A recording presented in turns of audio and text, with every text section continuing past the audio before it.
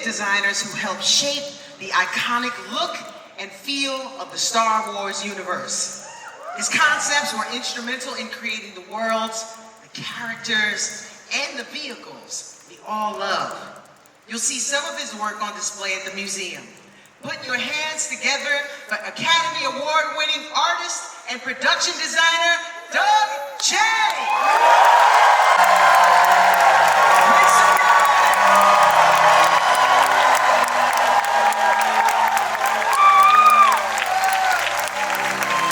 Pan's Labyrinth and the Shape of Water. He's the visionary bringing back Frankenstein to life later this year. And he's one of the museum's incredible board members. So please give it up for three-time Oscar winner Guillermo del Toro!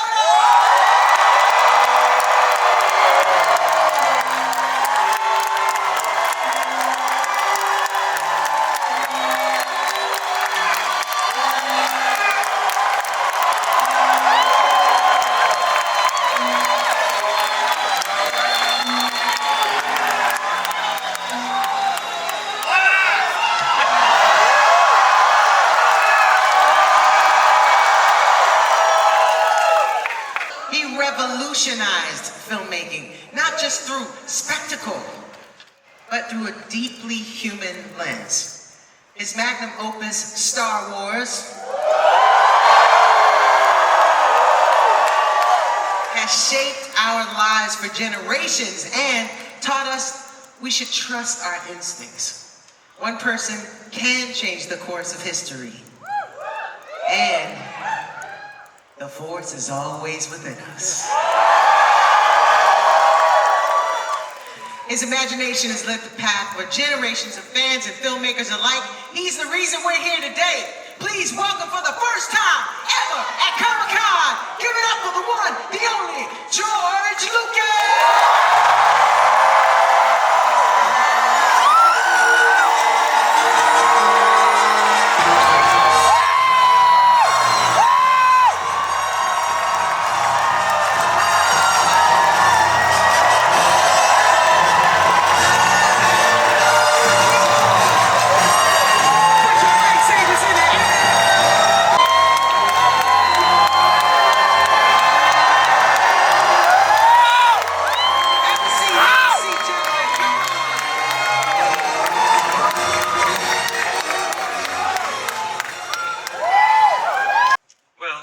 I've been collecting art since I was in college, and back when I was in college, which is sort of near the Stone Age, the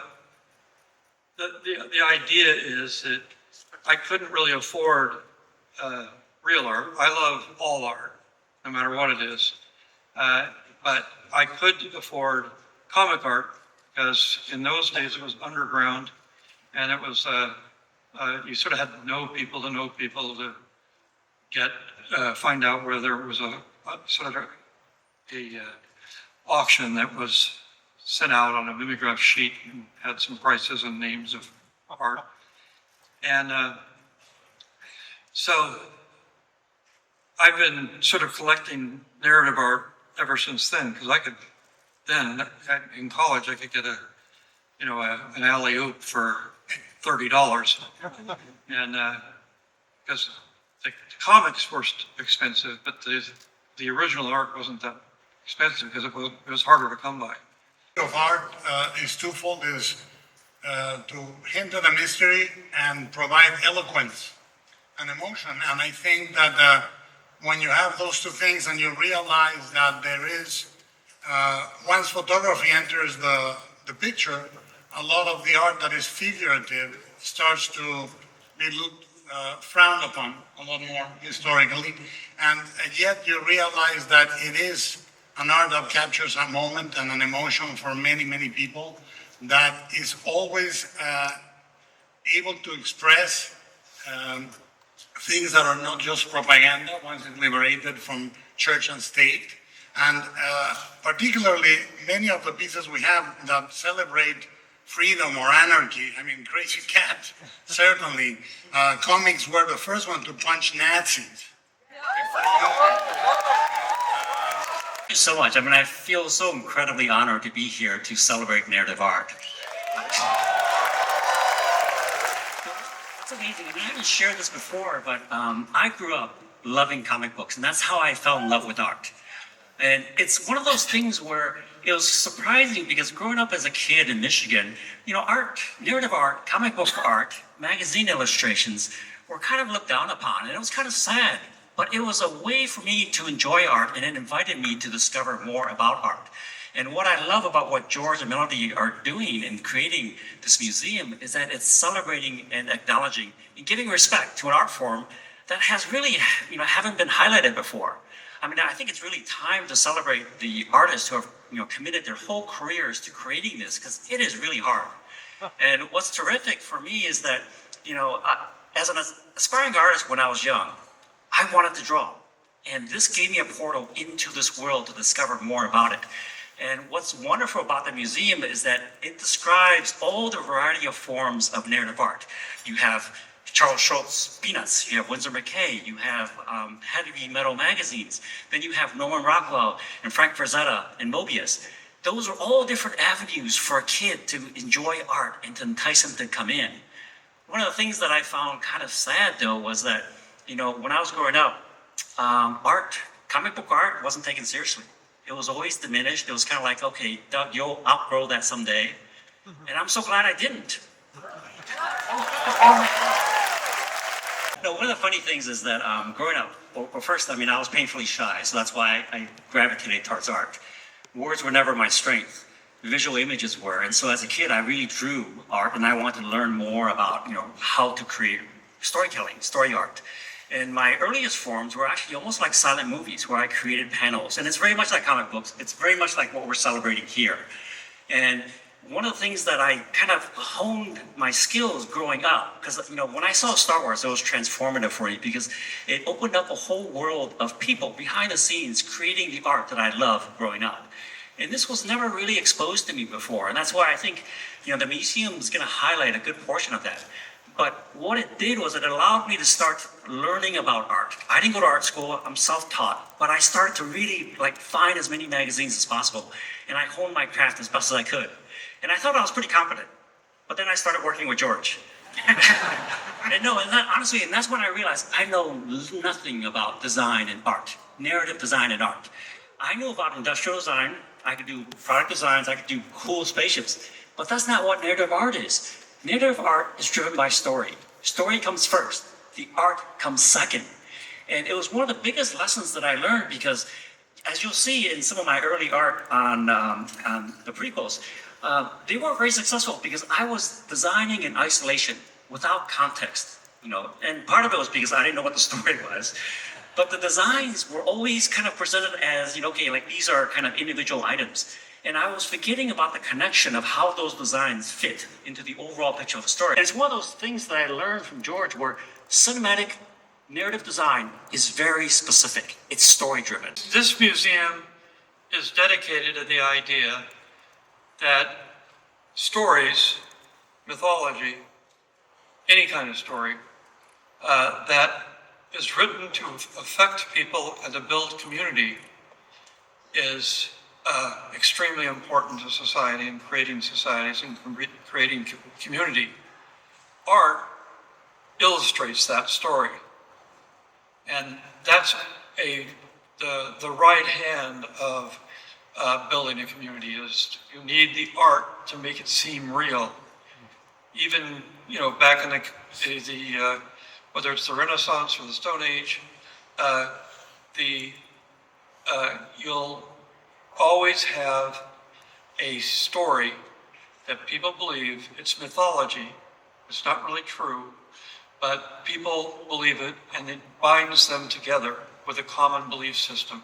That common belief system is what is really important. And what we're doing here with the museum is to try to make people aware of the mythology that we live by, and at the same time, let them have an emotional experience looking at art that does tell the modern mythology.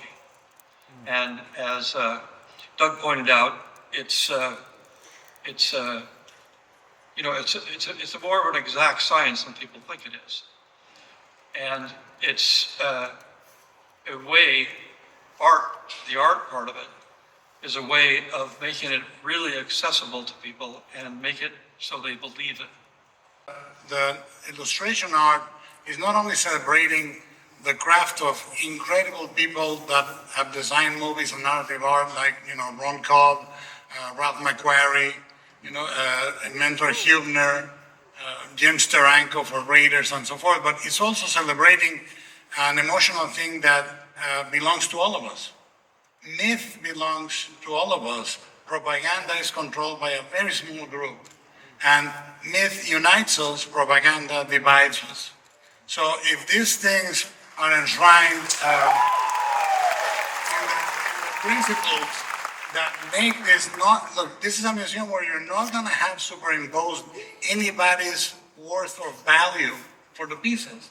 Like George says, you don't like it, move to the next one until one speaks to you.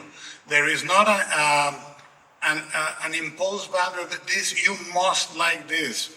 You know, Da Vinci said, to paint likeness is easy, to paint emotion is hard. And these are all very emotional pieces, and they celebrate things that belong to all of us. One of the reasons we are all here, one of the reasons is that popular mythology in forms of comic books of any kind, I don't care if you like underground comics or edgy comics that, you know, have nothing to do with genre, or you like a genre piece, is that we all can access those emotions. That's why they don't belong to the man, they don't belong to the power, they don't belong to our parents, they belong to us. And I think this is celebrating things that speak to all of us collectively but individually. So the size of the museum, again, declares this in existence in a way that is a singularity in the world right now. It's something that can celebrate that form of art. What I enjoy about it, honestly, is that, you know, narrative art is a way to educate kids and to sort of like validate and say it's okay to, you know, draw your fantasy, draw things from your mind, embrace comic books. It shouldn't be looked down upon. And what's fantastic is that I think the museum, my hope is that it will inspire, you know, the next Norman Rockwell or Frank Frazetta. Yeah? Doug for having a museum made just for him, the illustrator, courtesy of the man to his right, and many, many more, including Melody Hobson. So thank you so much for having us today. Thank you